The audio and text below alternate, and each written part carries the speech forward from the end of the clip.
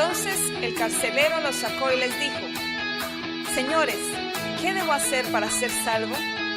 Ellos le dijeron: Cree en el Señor Jesucristo y serás salvo tú y toda tu casa. Y le hablaron la palabra del Señor a él y a todos los que estaban en su casa. Este es el pastor Alan Rodríguez de la iglesia Fuente de Vida en Ciudad Colón, San José, Costa Rica. Esperamos que seas bendecido por esta palabra.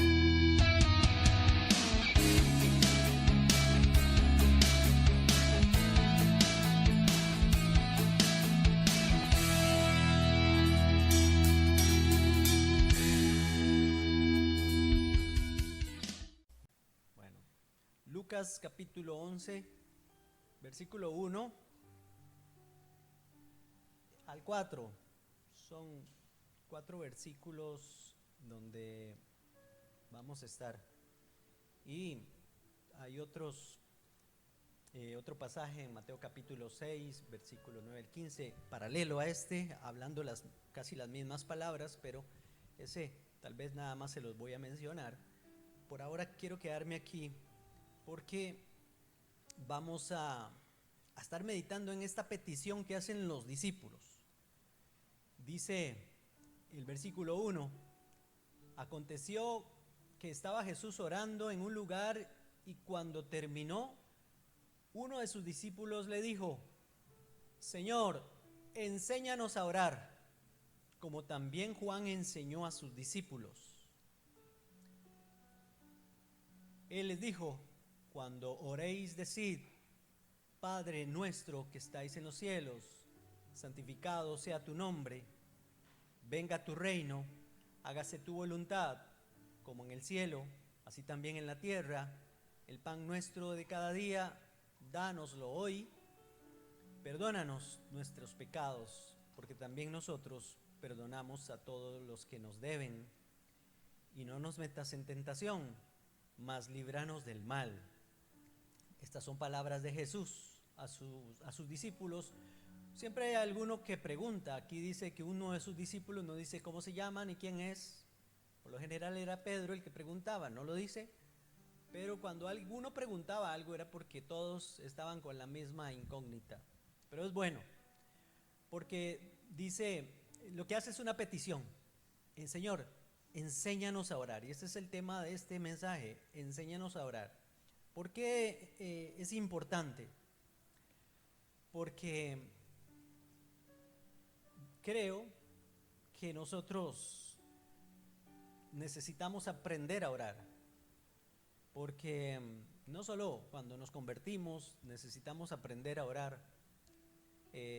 Y cuando hablo de aprender a orar, no es que usted diga cosas simplemente a Dios o haga solo peticiones, porque relacionamos la oración con peticiones, solo pedir cosas, y eso no es orar, o eso es parte de orar, pero no es todo.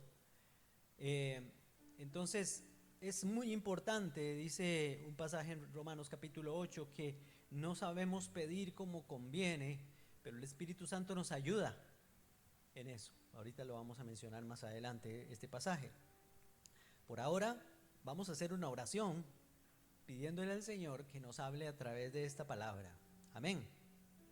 Porque creo que es importante que usted sepa qué quiere decir esto que acabamos de leer. Padre amado, nos acercamos a ti, Padre, porque así hemos aprendido, Señor. Pidiéndote, Señor, que el sentido que tú, Señor, le diste a esta palabra cuando la hablaste, sea hoy, Señor, viniendo a nuestros corazones, a nuestras mentes, y que esto quede en nuestro corazón para siempre grabado, Señor, y nosotros podamos asimilarlo, degustarlo, comerlo, Señor, y entenderlo. ¿Por qué? Está aquí en tu palabra, Señor. Que esta sencillez de tu palabra que acabamos de leer, Señor, cobre vida, Señor, en nuestros corazones y nos cambie también lo que tengas que cambiarnos, Señor. Y aféctanos en todas las áreas, Señor, en el nombre de Jesús. Amén. Bueno, sin duda estos discípulos sabían que el secreto de la vida de Jesús era la oración. No hay de otra. Jesús se levantaba más temprano que todos a buscar la presencia de Dios. Y eso es oración, eso es orar. Es tan extraño que la gente dice, no sé, lo invita a uno, pastor, venga para que me haga oración. Eso es raro, porque no sé si es que tenemos una mentalidad todavía de que, no sé, de que puede llegar un brujo o una bruja a hacerle una limpia o algo así, y creen que ahora ya no es el brujo o la bruja, sino que es el pastor que puede llegar a hacerle oración, ¿verdad? Como que son palabras específicas y mágicas o alguna cosa o fórmulas que se dicen para que la otra persona esté bien o esté mejor. Pero vamos a estar hablando acerca de la oración, tal vez durante varios domingos. Ayer tuvimos un tiempo de ayuno y oración allá en el aula y nos reunimos para hacerlo los sábados, los primeros sábados de cada mes.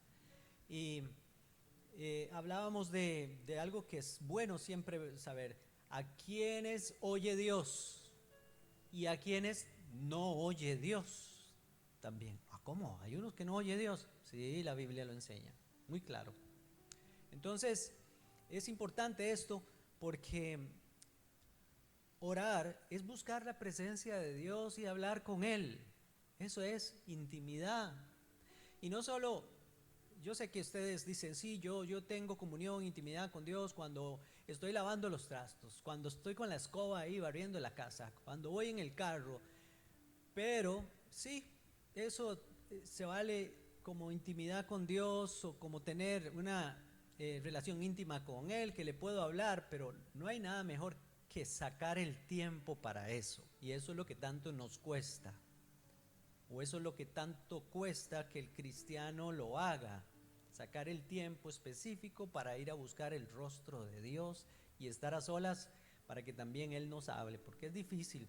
Cuando usted va en carro manejando, usted también va concentrado en otras cosas. Cuando usted está haciendo cosas en la casa, está concentrado en otras cosas. No está solamente en la presencia de Dios para conversar con Él. Entonces, los discípulos veían a Jesús que se levantaba temprano, oraba, y que después de que hacía estas cosas, salía, ahora sí, vamos, a lo que vinimos, decía Jesús. A lo que fui llamado, vamos a predicar el evangelio y a sanar los enfermos, echar fuera demonios, etcétera. Pero primero había que, por decirlo de alguna forma, cargar baterías en la presencia de Dios, buscar un refrigerio en la presencia de Dios. A veces pasaba toda la noche orando. Cuando iba a seleccionar a sus discípulos, el Señor pasó toda la noche orando, buscando la dirección del Señor, del Padre. Entonces, debemos de pensar en Él, en esta oración que acabamos de leer aquí, como un modelo. Esta oración que Jesús dijo, que es una oración que precisamente, no sé, la religión, los religiosos, los que creen que se trata de repetir fórmulas mágicas, como un abracadabra, lo tomaron muy fácil y muy bonito para decir, este es el Padre Nuestro. Uy, sí, la oración de Jesús, recémosla. Y la gente la reza, porque rezar es una cosa y orar es otra, ¿verdad? Rezar es repetir. Yo cuando iba me confesaba con el sacerdote, me decía, lo primero que me decía después, bueno, vaya, como penitencia, rece 3 Padres Nuestros, 6 Padres Nuestros, tantas Ave Marías, etcétera. Lo mandaban a uno a rezar, a repetir, y uno sin sentido le daba, ay, Padre Nuestro que estás en el cielo, santificado sea tu nombre. Y usted ve a todo el mundo haciendo lo mismo. Hacen lo mismo antes de un partido de fútbol y después a mentarse la mamá entre todos, a decirse cosas. La gente es así, cree que estas cosas santas las pueden tomar como amuletos para que les vaya bien. Y así no es la cosa. A Dios nadie se lo A Dios nadie se lo burla. Dios conoce los corazones de todos. Precisamente les digo esto porque en Mateo capítulo 6, si usted quiere busca el pasaje, es un pasaje paralelo a este, hablando de la oración Jesús en Mateo capítulo 6. Ya se los busco porque no lo tenía yo aquí entre mis notas. Capítulo 6, versículo 7 dice, 6:7, Mateo: y al orar no uséis vanas repeticiones como los gentiles. Está hablando de los que no son judíos, en este caso aquí. Los gentiles eran paganos, adoraban toda clase de dioses, y esa era una costumbre pagana, repetir y repetir y repetir.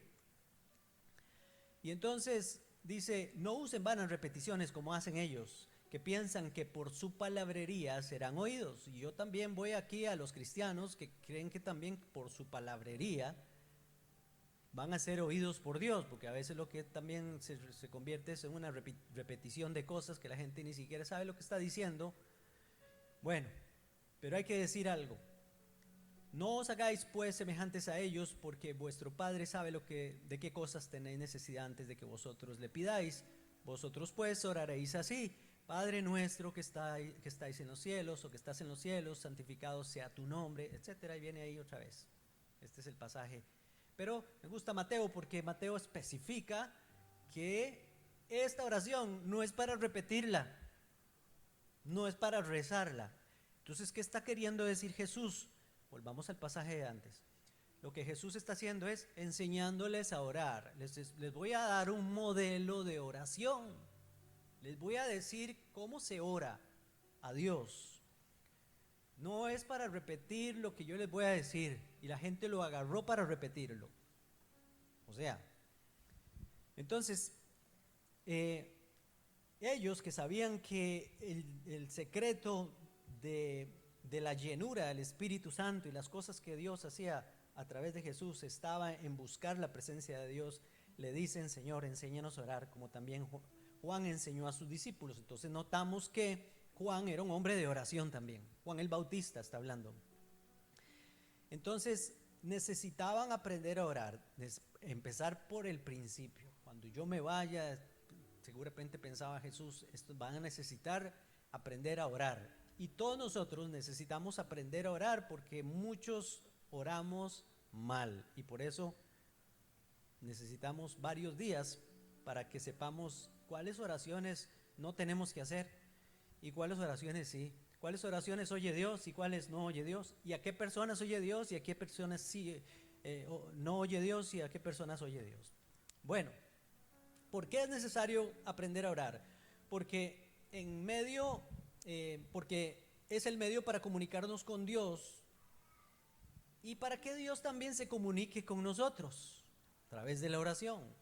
No debe ser un monólogo, como el Padre nuestro que estás en los cielos, santificado sea tu nombre, venga tu reino, hágase Señor tu voluntad, así en la tierra como en el cielo, etcétera. ¿Verdad? Eso es un monólogo. Eso es como poner no sé, a Adal Ramones y esos que hacen monólogos, Dante Gebel haciendo monólogos y esas cosas, solo ellos hablan, pues, y entonces los otros se ríen o hacen otra cosa. Pero Dios quiere participar también. Dios quiere conversar con nosotros. Darle tiempo a Él para que hable también, porque si no, estamos mal. Si yo voy, solo le repito cosas al Señor, o le digo cosas y después agarro y me voy, ¿en qué momento el Señor me va a hablar? Bueno, también porque orar trae un sinnúmero de beneficios. Orar, o sea, es bueno para nosotros. Y porque no sabemos orar como conviene. El pasaje que les decía, eso está en Romanos 8, 26 al 27, no lo vamos a ir a buscar, pero no sabemos orar como es debido y necesitamos aprender a hacerlo. Entonces, cuando nos acercamos a este pasaje que acabamos de ver, no debemos de perder de vista que es solamente un modelo de oración y no una oración en sí para repetirla, ni para que la digamos una sola vez. O sea, Jesús está diciendo, así tienen que orar, pero hay un sinnúmero de cosas que no están en esta oración de Jesús que nosotros podemos hacer, podemos orar, podemos decir. No es que nos tenemos que quedar en esto, que está aquí nada más. Y también este modelo que nos dejó Jesús aquí nos habla de algunos elementos básicos de la oración, que son los que vamos a ver, pero no agota todos los elementos que debe tener un tiempo de acercamiento a Dios. Eso es lo que les quiero decir. Esos son puntos de partida para instarnos a orar. Vamos a ver esos puntos de partida para instarnos a orar, una guía de cómo podemos comenzar un tiempo de oración. A algunos que están aquí les cuesta orar, a veces, seamos sinceros. Sí, a veces cuesta orar, a veces no tanto, y a veces algunos ni oran porque les cuesta demasiado orar. Porque oran un minuto y ya no saben qué decir, o ya no saben qué, ¿verdad?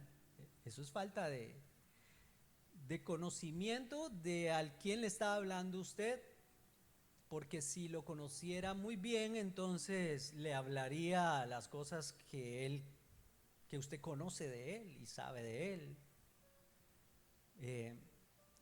Y también falta de conocimiento. Por eso es que también leemos y estudiamos la palabra de Dios, porque entre más conozco la Biblia, más conozco a Dios y más sé cómo es Él, más sé lo que le gusta y más sé lo que no le gusta, y entonces puedo entrar a su presencia a hablar con Él, porque tengo más conocimiento y amplitud de lo que Dios, de su voluntad para hablar con el Señor. Y este modelo lo podemos usar para orar, y cuando usted se va a dar cuenta, usted dijo: estuve 15 minutos en la presencia de Dios y ni cuenta me di, y no me faltaron palabras para hablar con Él. Es lindo porque usted puede tomar entonces también cualquier otro pasaje de la Biblia, se va a los salmos y ora con el salmista que escribe algún salmo ahí, qué sé yo, el Salmo 23, cualquier otro salmo conocido, el Salmo 91, y usted puede ir orando con el salmista versículo por versículo, ampliando lo que él dice, y se va a dar cuenta que cuando usted menos lo espera, ya ha aprendido a orar. ¿Por qué les digo esto? Porque esto es importante. Orar no solamente es para aprender a tener comunión con Dios o escucharlo a Él, sino también tiene un sinnúmero de otros beneficios. Nos santifica la oración, nos acerca a Dios. Usted tiene experiencias personales con Dios a través de la oración. El Espíritu Santo le toca cuando usted está orando, le da palabras nuevas que usted ni sabía, le habla al corazón, tantas cosas que pasan cuando usted está orando. Pero si no ora, o si no sacamos tiempo para Él, no vamos a poder saber estas cosas, ni experimentar estas cosas. Aquí hay 6 elementos a considerar acerca de la oración, aquí en este modelo. El primero que nos encontramos ahí es cuando dice el Señor: ustedes deben orar así, digan: Padre. Ahí está el primero, digan: Padre, Padre, Padre. O sea, bueno, importantísimo, no dirigirnos a Dios como alguien, como un ser superior o el ser supremo del universo que simplemente es un Dios más en el cosmos allá, que hizo los cielos y la tierra, una cosa, pero que está tan lejos. No, el Señor Jesús vino a hacer la diferencia, porque los fariseos no podían ni mencionar el nombre de Dios, para ellos era una irreverencia, y Jesús vino a decir: yo vengo a hablarles de mi Padre, y quiero que ustedes sepan que también Él quiere ser su Padre, y quiere que se dirijan a Él como su papá, con toda confianza. Entremos confiadamente al trono de la gracia.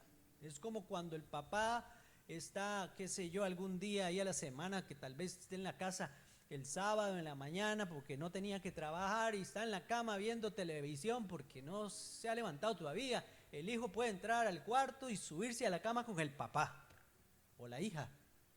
Esa confianza es la que Jesús quiere enseñarnos. Es su Padre, es su padre, y un padre quiere lo mejor para sus hijos. Un padre quiere y busca que sus hijos estén bien y que lo conozcan bien. Ok, pero el asunto es que no puede ser padre si usted no ha nacido de él. O sea, tiene que convertirse en hijo o en hija. Mas a todos los que lo recibieron, a quienes creyeron en su nombre, les dio la potestad o el poder de ser llamados o ser hechos, mejor dicho, hijos de Dios. Los hijos de Dios son solo los que creen en Cristo, los que se han arrepentido de sus pecados y han creído que Él murió en su lugar. Ahí nos convertimos en hijos e hijas de Dios. Mientras tanto, usted no es de la familia. Si usted no ha pasado por ahí, todavía no es de la familia. Necesitamos ser hijos para poder entonces dirigirnos a Dios como Padre y que Él nos considere hijos, ya, con todos los derechos de hijos. Por eso entonces Jesús se preocupa porque nosotros lleguemos ante Él diciéndole, Padre nuestro. Y eso es lo segundo que está aquí. El primero que vimos es un elemento relacional. Él es mi Padre y yo soy su hijo. Una relación nueva. Antes no era hijo, antes era criatura. Antes éramos hijos de Adán, nos enseña la Biblia, con pecados, lejos de Dios. Pero ahora somos hijos de Dios. Ya hay una relación diferente. Ahora ya no somos de aquel, ahora somos de Dios. Y el elemento que sigue es el elemento posicional. Jesús dice, Padre nuestro, o sea, Padre nuestro, y dice que estás en los cielos. Es reconocer la posición de Dios en los cielos, la superioridad del Padre que está en los cielos, pero también recordar que nosotros estamos aquí en la tierra. Usted todavía es de aquí. Y lo que quiero decirles es que todavía somos imperfectos, todavía tenemos defectos, problemas, situaciones, pero hay un Padre en los cielos que quiere estar con nosotros y que quiere ayudarnos y que quiere cambiarnos y que quiere transformarnos, etcétera, que quiere que nos volvamos a Él. Eso quiere Dios que sepamos. Él está allá, es papá, pero también hay que respetarlo como papá. Estamos viviendo tiempos complicados y difíciles y eso yo lo digo con toda propiedad porque antes no pasaba así. Hay que ser sinceros. Antes no pasaba así. Antes se respetaba más a los padres. Los padres enseñaban más a los hijos a respetarlos y a respetar a los abuelos, etcétera. Ahora esto es un caos. Los hijos no respetan a sus padres y pasan tantas cosas y vemos tantas cosas terribles, ¿verdad? Y creemos cuando venimos a Cristo que el Padre, así como hago a mi papá y deshago con Él, así puedo hacer con Dios también. Pero no, Él es Padre y Él es merecedor de que yo lo honre y de que yo lo respete, que tenga temor reverente delante de Él. El Señor quiere que usted venga, quiere sentarlo en sus regazos, quiere abrazarlo, quiere amarle, etcétera, pero con respeto, con respeto. No puedo dirigirme a Jesús como un amigo más ahí, un amigote ahí y faltarle el respeto al Señor. Y al Señor, de paso, enseñar entonces, yo tengo que enseñarle a mis hijos o a mis hijas que cosas que se han perdido, por ejemplo, incluso en las iglesias.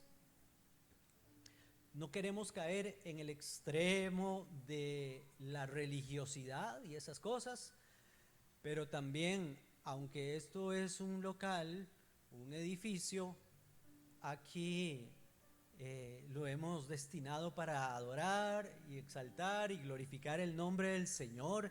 Entonces este es un lugar donde Dios habita y donde estamos todos los hermanos juntos en armonía, y entonces merece también respeto el Señor. Y respetamos al Señor en la forma en que nos vestimos, en la forma incluso en que llevamos a cabo el culto, etcétera, qué sé yo, tenemos que enseñarle eso a nuestros hijos.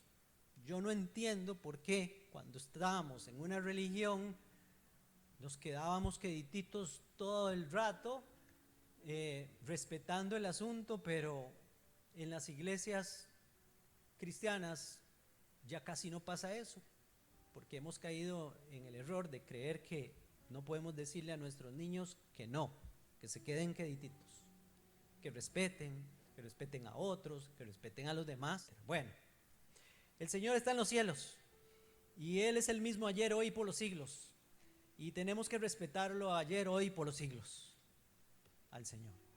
Hay un elemento también de gobierno, dice Jesús, que venga tu reino.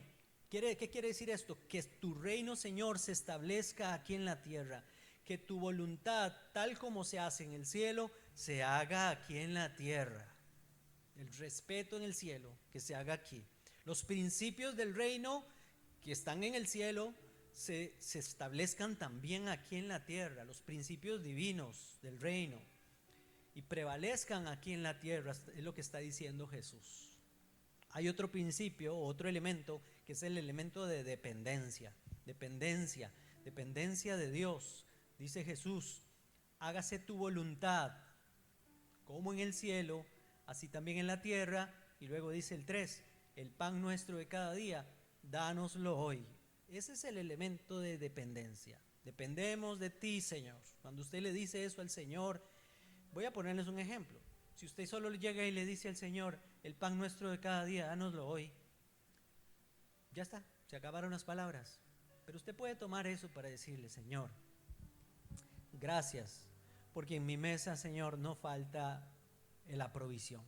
Gracias, Señor Jesús, porque me das las fuerzas, me das la inteligencia, me das la capacidad para traer el pan a mi mesa, Señor, cada día. Gracias, Señor, porque hoy tengo, Señor, y sé que como hoy tengo, mañana voy a tener también. Y usted sigue hablando y sigue hablando con el Señor, y el Espíritu Santo le va a dar todavía más palabras para que esto de que el pan nuestro de cada día, dánoslo hoy, se convierta en una oración que usted tal vez pueda orar hasta 10 minutos solamente con ese pequeño renglón ahí, el 3, versículo 3. Yo confío, Señor, en que me lo vas a seguir dando. No me ha faltado tu pan y no me faltará, Señor. Gracias porque en algún momento no tuve, Señor, pero tú me has dado y me has suplido en abundancia, etcétera. Ese es el elemento de dependencia. Dependo de ti, Señor, para todas las cosas, para el alimento, Señor, pero también dependo de ti para que me abrigues, Señor. Dependo de ti para tener un techo, Señor, que me cubra, que yo pueda pagar la mensualidad cada mes de mi casa, para que yo pueda pagar también el alquiler si es que estoy alquilando. Gracias, Señor, yo dependo de ti para que me des salud, Señor. También necesito que me sanes en esto, Señor. Y de una vez, no sé cómo podemos orar, cuánto podemos orar con solo un versículo de la Biblia. El trabajo, dependo de ti para mi trabajo, Señor, ayúdame. Ya el Señor le recordará qué cosas está pasando usted en su trabajo, qué necesita, qué habilidad, qué cosas especiales, qué sé yo. Y todo, porque toda buena dádiva y todo don perfecto desciende de lo alto. Dependemos de Él para todo. Dependemos de Él para todo. Hay otro elemento aquí, el elemento del perdón. Y aquí es donde se empieza a poner la cosa buena. Porque, ¿por qué Jesús tuvo que meter este asunto aquí? El asunto del perdón. Porque para Él es un principio muy importante, importantísimo. Ya lo vamos a leer. Desde dos ángulos diferentes. Porque dice el pasaje, Señor, perdónanos nuestros pecados, porque también nosotros perdonamos a todos los que nos deben o a todos los que nos han ofendido o los que hayan hecho algo contra nosotros. Perdónanos, Señor. Ese es el primer ángulo. Desde el ángulo de Dios, necesitamos ser perdonados por Dios para que haya comunión con Él. Pero también desde el ángulo del hombre necesitamos perdonar al prójimo para que Dios nos perdone. Porque por eso, les digo, usted no puede pedirle al Señor cosas si usted no ha perdonado. Si hay rencor en su corazón, esas son las oraciones que no oye Dios. una de tantas. Jesús mismo dijo, cuando usted traiga su ofrenda al altar, le dijo a los discípulos, a los judíos y a los que estaban oyendo, cuando traigas tu ofrenda al altar y te acuerdas que tienes un problemita con cierta persona, deje su ofrendita ahí y vaya, arregle las cosas con aquella persona y luego venga y presente la ofrenda. ¿Qué estaba diciendo Jesús? Varias cosas. Es más importante ir a arreglar la situación con otras personas que la ofrenda. Y también la ofrenda no va a tener valor para Dios si no arreglamos las cosas antes. Si no nos ponemos en paz con las personas que necesitamos ponernos en paz, Dios no va a escuchar tu oración, ni va a verte de rodillas, y por más de que usted haga y deshaga, si usted tiene problemas con alguien. Usted lo puede tener con alguien, qué sé yo, hablando personalmente, una cosa así, pero puede ser que también tenga problemas con alguien todavía ahí en el corazón, ahí está metido el asunto, hay que arreglarlo. Dios quiere arreglar, que usted arregle eso, le toca a usted hacerlo. Dios, ayúdame a perdonar a tal y tal. O Señor, esta es una oración que no se debe hacer, Dios no la va a cumplir. Señor, haz que yo perdone a fulanita, mi vecina. Señor, haz que yo perdone al vecino. ¿Usted creen que es una buena oración esa? No, eso le toca a usted.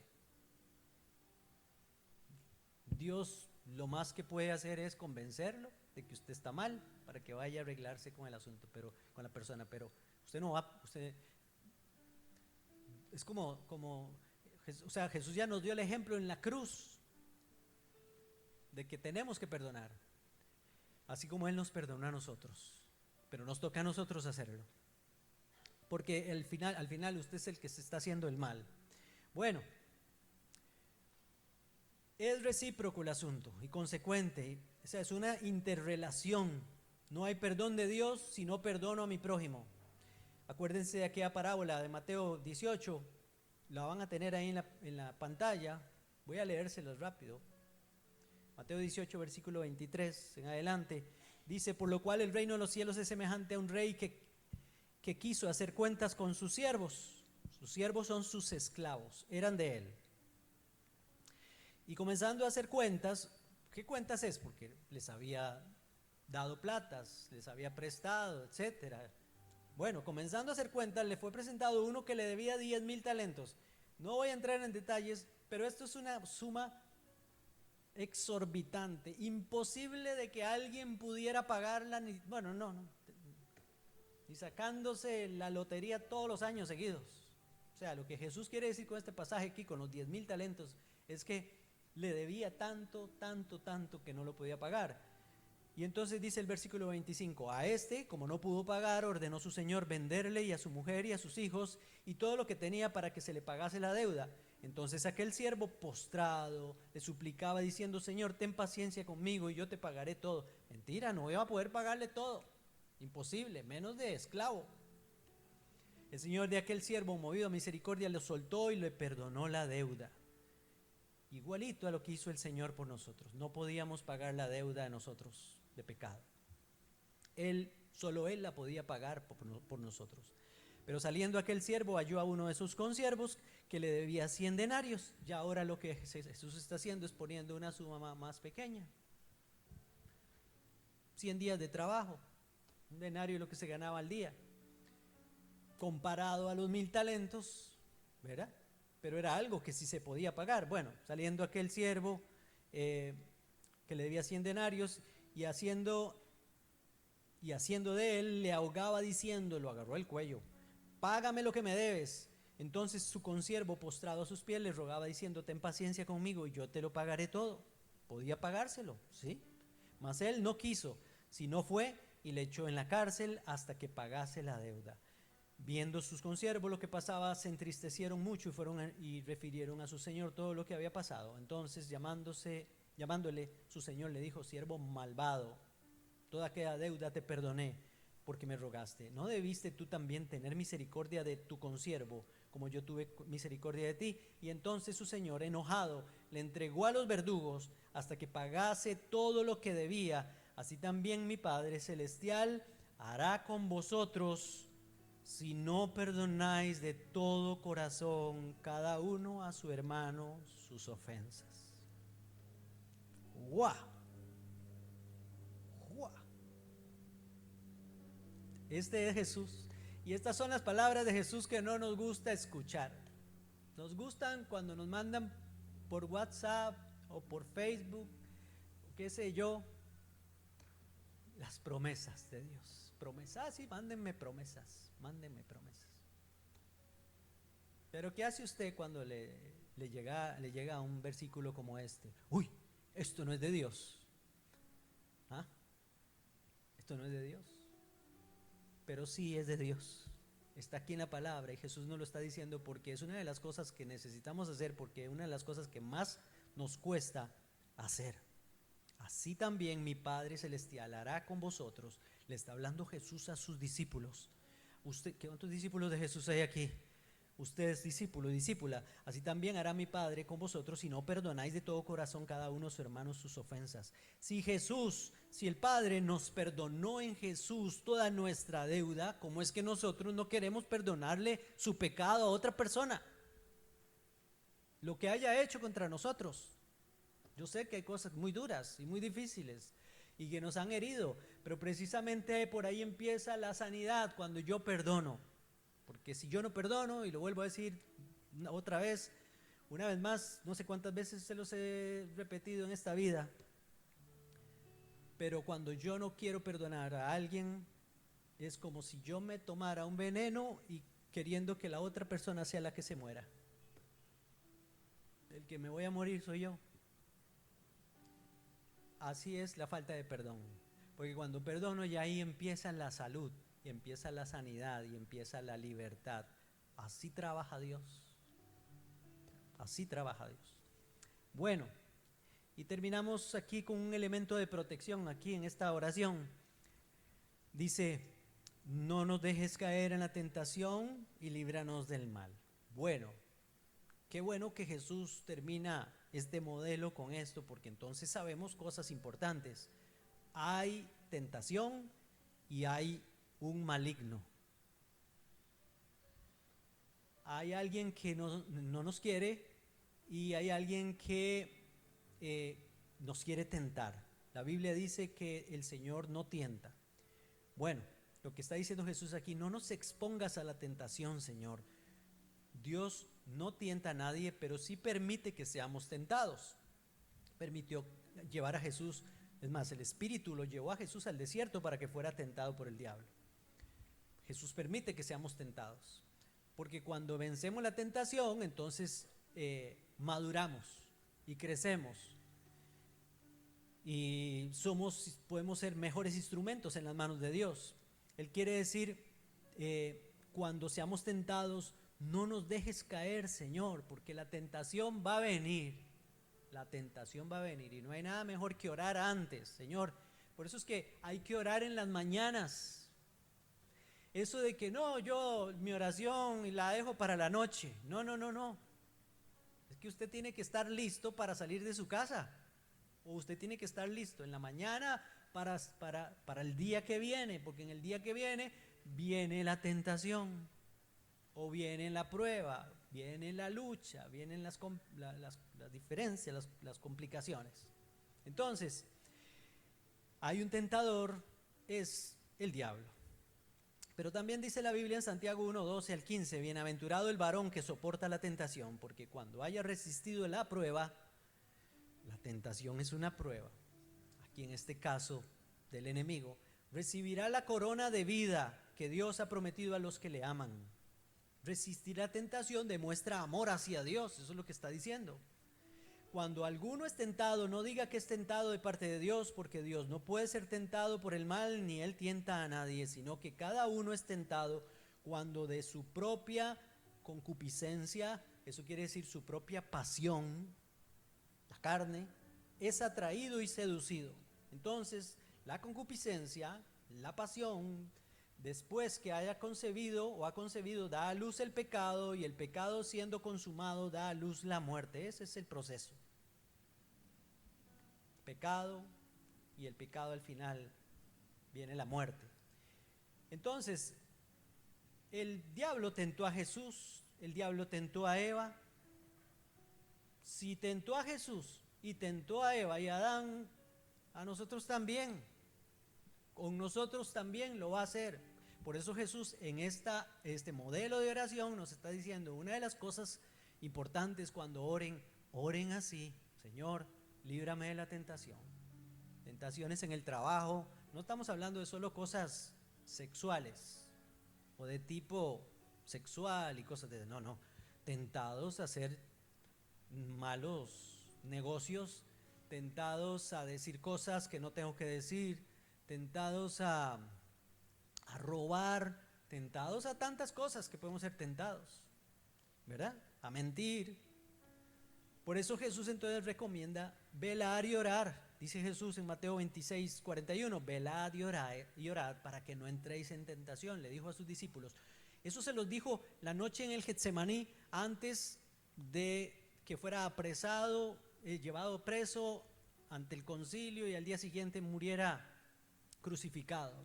Les dijo a ellos, velen y oren para que no entren en tentación. ¿A qué se refería Jesús con eso? ¿Cuál era la tentación? La tentación, ¿saben cuál era? Abandonarlo. Velen, oren. Viene una hora dura y difícil. Van a venir por mí y van a venir por ustedes, pero ustedes tienen que mantenerse firmes, oren. Y entonces llega Jesús y pero no están bien dormidos. No han podido nivelar una hora. Se va Jesús, él sigue orando, vuelve otra vez. Ya, pero todavía están dormidos, no han podido orar ni una hora. Se va otra vez, ora. Cuando regresa, ya no hay tiempo. Viene el tentador. Se los advertí varias veces y ellos huyeron. Pedro terminó negándolo a Jesús abiertamente, los otros también lo negaron de otra forma. Entonces esa es otra tentación, incluso a negar a Cristo, a renunciar a sus principios. Que cuando le digan algo en su trabajo, ¿qué es lo mejor en el trabajo? Hace unos días la pastora estaba hablando con con una muchacha de la iglesia que iba a empezar en un trabajo. Lo primero que le dijo, que todos sepan que usted es cristiana de una vez. Que no empiecen a darse cuenta por ahí cuando tenga un mes o 15 días de que usted es cristiana. No, de una vez, identifíquese como una hija de Dios.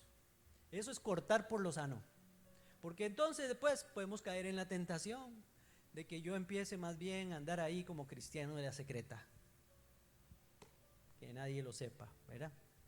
El maligno no solo tienta con engaño, sino también ataca para que nos apartemos de Dios.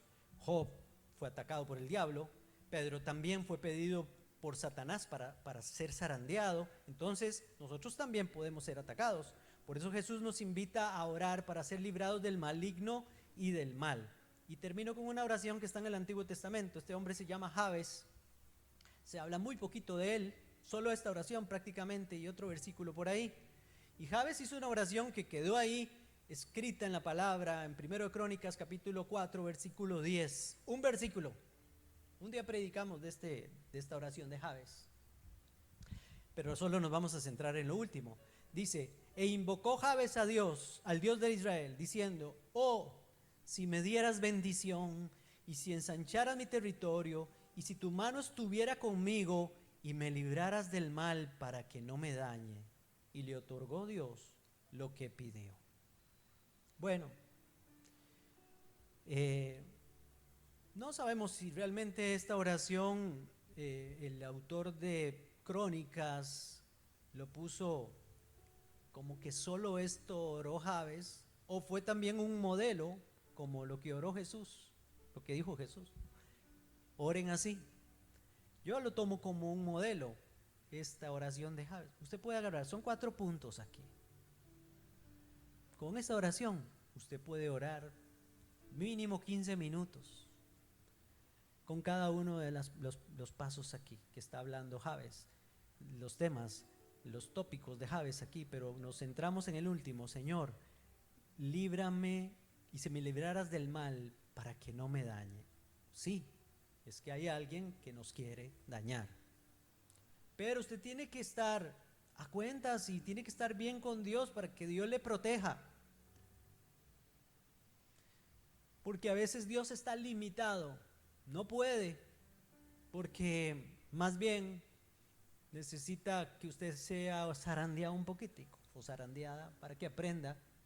Es la disciplina de Dios también, pero no hay nada más lindo que andar uno tranquilo, sabiendo que estoy bien con Dios, lo honro a Él y sé que si oro, Señor, líbrame del mal, Él va a estar conmigo ahí en todo tiempo. Y aunque me pase alguna cosa que no quiera o alguna cosa que no espero, sé que Dios tiene control de aquello también y voy a aprender también qué es lo que Dios quiere enseñarme aún en medio de las cosas que no son tan buenas a veces, porque también no siempre todas las cosas van a ser perfectas, pasan cosas raras y extrañas a veces a los cristianos. Los cristianos también sufren, los cristianos también se mueren, los cristianos también se enferman, los cristianos también los echan del trabajo, los cristianos también tienen carencia de cosas económicas, pero sabemos y entendemos que todas las cosas que pasan ayudan para bien a los que aman al Señor, y sabemos entonces que aquello nos va a enseñar una lección y vamos a seguir adelante de la mano de Dios. Amén. Señor, enséñame a orar. Usted puede decirle así al Señor después de esto.